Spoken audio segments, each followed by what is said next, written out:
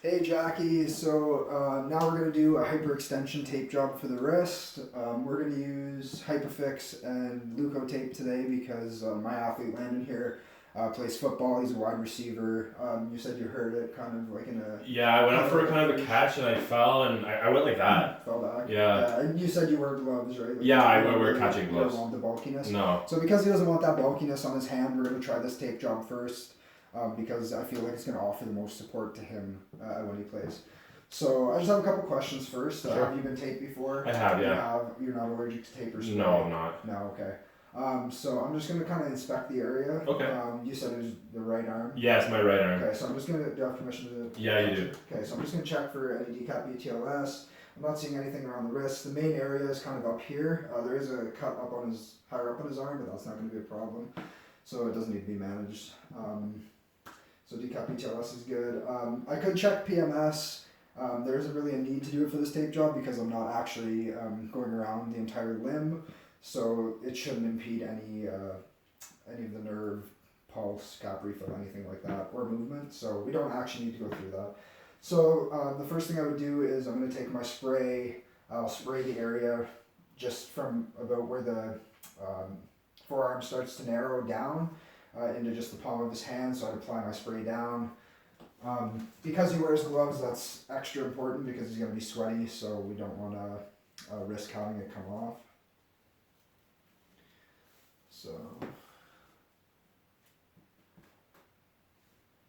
the Hyperfix.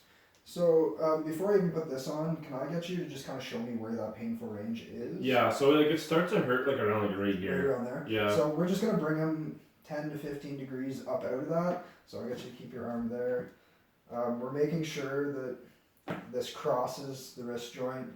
We're going to lay it down nice and flat, give it a heat mold, try to keep the wrinkles out of it because we don't want any blistering to happen. The spray would help hold this down as well.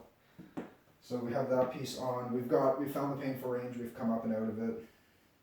That's not too high up on your hand. That's not No, that's should be okay.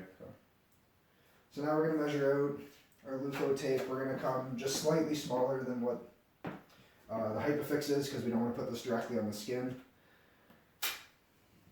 So I'll rip that off. So we're going to start just at the upper end. We're going to pull back. So again, we've got him still in that range, that pain-free range.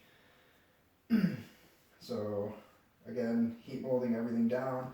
Can you just go into extension, see if you have that pain? Yeah, no, it doesn't go into the painful range.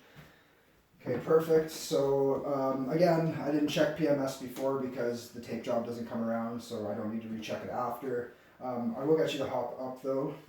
Just show me the tape job, Jackie, just so you can see there. I got him to hop up. We're going to do that single plane motion, so just flexion, extension of the wrist. Does that feel alright? Yeah, it feels okay. Still helping to limit that range. Yep. I can get you to kind of get a little bit of rotation, like you're coming up for catches, stuff like that. Like your arms are going to come up, just making sure that it's not limiting any pronation. No, it doesn't limit me at all. We can get a little bit of faster paced stuff going, kind of just working it up. I'll get you to throw equipment on, so if you want to put your gloves on. Yeah, put my catching gloves on. Make sure that it's not going to cause the tape to wrinkle, anything like that. My catching gloves.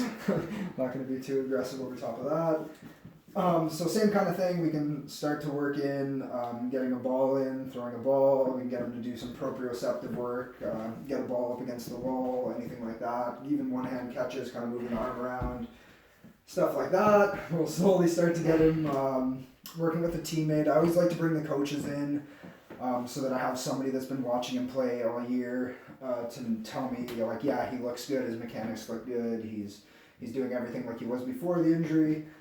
And then slowly getting him back into that gameplay, and then recreating that injury again before, so just having him kind of in a safe position, either on his knees, going back into that foosh, just to recreate it, to make sure that he feels that he's mentally prepared to play and actually take a hit and go down like that again. Mm-hmm. So if it feels good, yeah, it feels great. We can get you back in. All right.